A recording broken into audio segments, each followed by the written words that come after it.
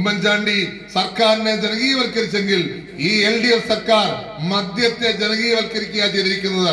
നമുക്ക് മദ്യം ലോകത്തെല്ലായിടത്തും ഉപയോഗിക്കുന്ന സാധനമാണ്.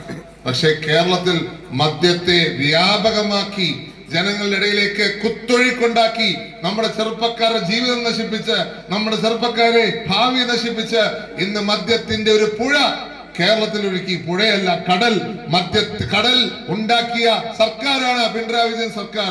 അതിനോട് ചേർന്നാണ് ആദ്യത്തെ 5 വർഷം ലിക്കർ ഒഴുക്കി, അടുത്ത 5 വർഷം ഡ്രഗ്സ് ഒഴുക്കി. ഇന്ന് ഡ്രഗ്സിന്റെ കേന്ദ്രമാണ്. ഏത് സെക്കൻഡിലും ഈ പറഞ്ഞ പോലെ 25 കിലോ കഞ്ചാവ്. ഇപ്പൊ കണ്ടില്ലേ, വേടനെ പിടിച്ച് 5 ഗ്രാം പിടിച്ചതിനാണ്. 5 ഗ്രാം വെച്ച വേടന്റെ കൈ അറസ്റ്റ് ചെയ്തു. പിന്നെ ആരോപണം പുലിപ്പല്ലുണ്ടെന്ന. പുലി നഗോ നഗോ എന്തായാലും പുലിയുടെ എന്തോ സാധനം. അതേ സാധനം നമ്മുടെ സുരേഷ് ഏട്ടന്റെ നെഞ്ചിലും ഉണ്ടല്ലോ. അദ്ദേഹത്തെ അറസ്റ്റ് ചെയ്യാൻ നമ്മുടെ വിജയൻ സാർ തയ്യാറാകുമോ? വേടനെ അറസ്റ്റ് ചെയ്തവർ സുരേഷ് ഗോപി അറസ്റ്റ് ചെയ്യാൻ തയ്യാറാകുമോ? ധൈര്യമുണ്ടോ? ഇപ്പൊ ഇന്ന് വലിയ ഫേമസ് സ്റ്റാറായി വേടന് മാറിയിരിക്കുക. വേടൻ അത് അനുഗ്രഹമായെന്നാണ് തോന്നുന്നത്. ഇന്നലെ രാത്രി ഷാജദ് കറിയായും വീട്ടിൽ ഭക്ഷ കഴിച്ചോണ്ടിരിക്കുകയായിരുന്നു. പുള്ളി ചട്ടക്കൂരി നല്ലപോലെ ഭക്ഷ കഴിച്ചോണ്ടിരിക്കുന്നത് തൂക്കിയെടുത്തോണ്ട് പോയി. കണ്ടില്ലേ? ഇതൊക്കെയാണോ ഒരു ജനാധിപത്യം? ജനാധിപത്യത്തിൽ നമുക്ക് കുറച്ച് വിമർശനമൊക്കെ കേൾക്കേണ്ടി വരും, ഇല്ലേ?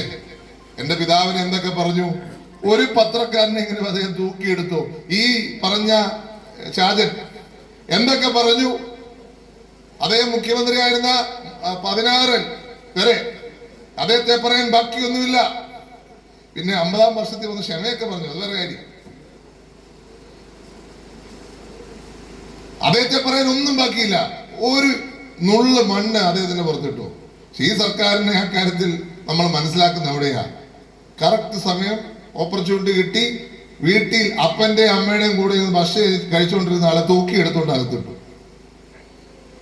ഇതാണ് ഇടതുപക്ഷം. സ്വാതന്ത്ര്യം, ജനാധിപത്യം, സോഷ്യലിസം എന്ന് ഉറക്കെ പ്രഖ്യാപിക്കും. പക്ഷെ പ്രവൃത്തിയിൽ സ്വാതന്ത്ര്യമില്ല, ജനാധിപത്യമില്ല, സോഷ്യലിസമില്ല, തുല്യതയില്ല. ചില മുതലാളിമാർ മാത്രം ഇന്ന് മുന്നിൽ നിൽക്കുന്ന ഒരു സർക്കാരാണ് ഈ സർക്കാർ. ഈ ഗവൺമെന്റ് അധികാരത്തിൽ വന്ന ആ ദിവസം മുതൽ ഇവിടെ ബാറുകൾ തുറന്നു കൊടുക്കുകയാണ്. ഈ ഗവൺമെന്റ് അധികാരത്തിൽ വന്ന ദിവസം മുതൽ മദ്യ മുതലാളിമാർ ഈ സംസ്ഥാനത്തെ നിയന്ത്രിക്കുകയാണ്. ഈ സർക്കാർ അധികാരത്തിൽ വന്ന ദിവസം മുതൽ ഇവിടെ ഡ്രഗ്സിന്റെ കുത്തൊഴുക്കാണ്.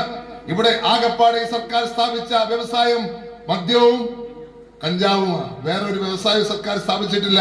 ഇവിടെ വിഴിഞ്ഞത്തിന്റെ ക്രെഡിറ്റ് എടുക്കാൻ പണ്ട് ഇന്ദിരാഗാന്ധി പറഞ്ഞിട്ടുണ്ട്, 2 തരം ആളുകളാണ് ഈ ലോകത്തുള്ളത്. 1 പണിയെടുക്കുന്നവരും, 2 ക്രെഡിറ്റ് എടുക്കുന്നവരും. ആദ്യത്തെ കൂട്ടത്തിൽ പെട്ടോളൂ, അതിനകത്ത് ആള് കുറവാന്നാണ് ഇന്ദിരാഗാന്ധി പറഞ്ഞത്. 2ാമത്തെ കൂട്ടത്തിൽ പെട്ടയാളെ നമ്മളിപ്പോ കാണുന്നു, നമ്മുടെ മുഖ്യമന്ത്രി. എല്ലാ ക്രെഡിറ്റും എടുക്കുക, എല്ലാത്തിനും. കൊച്ചി മെട്രോ അതിന്റെ ക്രെഡിറ്റ്, അതുപോലെ തന്നെ കണ്ണൂർ എയർപോർട്ട് അതിന്റെ ക്രെഡിറ്റ്, എല്ലാ ക്രെഡിറ്റും എടുക്കുന്നത് മുഖ്യമന്ത്രിയാണ്. ഞാൻ ചോദിക്കട്ടെ, കൊച്ചി മെട്രോ അതിന്റെ ട്രയൽ റൺ നടത്തിയതിനു ശേഷമാണ് UDF സർക്കാർ മാറിയത്. ഉമ്മൻചാണ്ടി സർക്കാർ ചെയ്തതിന്റെ എത്ര കിലോമീറ്റർ അധികം ഈ സർക്കാർ കൂട്ടിച്ചേർത്തിട്ടുണ്ട്? ലോകം മുഴുവൻ നമുക്കറിയാവുന്നൊരു കാര്യം, ഏത് നാട്ടിൽ ചെന്നാലും ലോകത്തെ, നിങ്ങൾ ന്യൂയോർക്കിൽ പോയിക്കോ, നിങ്ങൾ ഡൽഹിയിൽ പോയിക്കോ, മോസ്കോയിൽ പോയിക്കോ, ലണ്ടനിൽ പോയിക്കോ,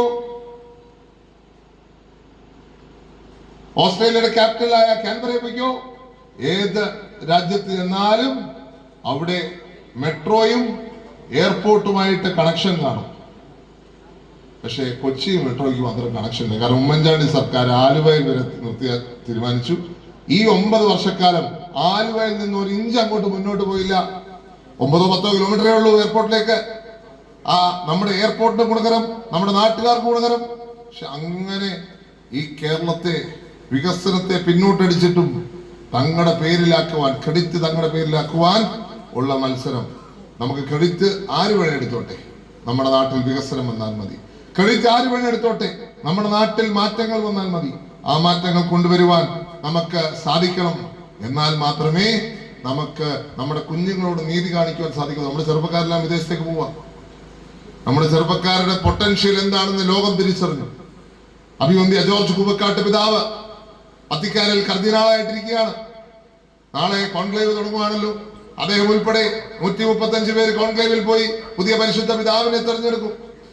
പക്ഷെ ഏറ്റവും ചെറുപ്പക്കാരായ കർദിനാളന്മാരിൽ ഒരാളാണ് 52-ാം വയസ്സിൽ അഭിവന്ദ്യ ജോർജ് കൂവക്കാട്ട് പിതാവ്.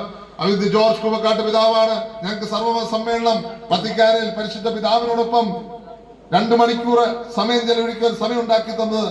ഞാൻ പറഞ്ഞു വന്നത്, നിങ്ങളുടെ മക്കൾക്കും അതേ പൊട്ടൻഷ്യൽ ഉണ്ട്, നിങ്ങളുടെ മക്കൾക്കും അതേ കഴിവുണ്ട്. അഭിവന്ദ്യ ജോർജ് കൂവക്കാട്ട് പിതാവിനെ പോലെ വളർന്നു വരുവാൻ അടുത്ത രാജ്യമായ അമേരിക്കയിൽ ജോർജ് കൂവക്കാട്ട് കൈകാര്യം ചെയ്യുന്ന മതാന്തര സംവാദത്തിന്റെ മിനിസ്റ്ററാണ്. അതേ ചാർജ് വൈറ്റ് ഹൗസിൽ വഹിക്കുന്ന വ്യക്തിയാണ് father Alexander Kurian. ഓർത്തോക്ക്, വത്തിക്കാനിൽ അഭിവന്ദ്യ George Koovakad പിതാവ്, അമേരിക്കൻ ഗവൺമെന്റിൽ ഫാദർ അലക്സാണ്ടർ കുര്യൻ. ഇതാണ് നമ്മുടെ ആളുകളുടെ കഴിവ്. ലോകത്തെവിടെ പോയാലും തിളങ്ങി നിൽക്കും. പക്ഷേ എല്ലാവരും ആ പൊട്ടൻഷ്യലിലേക്ക് എത്തണമെന്നില്ല. ഇവിടെ ഈ നാട്ടിൽ ഇവരുടെ കഴിവ് ഉപയോഗിക്കണ്ടേ? എന്നിവരെ പ്രവാസത്തിലേക്ക് വിട്ടാൽ മതിയോ? ചിലർ പ്രവാസത്തിലേക്ക് പോവാൻ കടമെടുത്ത് കടക്കാരായി മാറുന്ന കാഴ്ച നമ്മൾ കാണുന്നു. നമുക്കിനി അത് അനുവദിക്കാൻ പറ്റത്തില്ല. നമ്മുടെ ചെറുപ്പക്കാരെ ഇവിടെ നിലനിർത്തുവാൻ, ഇവിടെ അവരുടെ കഴിവിനെ ഉപയോഗിക്കുവാൻ നമ്മുടെ നാട്ടിലേക്ക് ഇനി ലോകം വരണം. നമ്മുടെ നാട്ടിലേക്ക് ഇനി വിദേശികൾ വരണം. നമ്മളിനി നമ്മുടെ പ്രവാസികളെ അയക്കുകയല്ല, നമ്മുടെ നാട്ടിലോട്ട് വിദേശികളെ കൊണ്ടുവരികയാണ്. എങ്ങനെ? വ്യവസായത്തിലൂടെ, സ്പോർട്സിലൂടെ.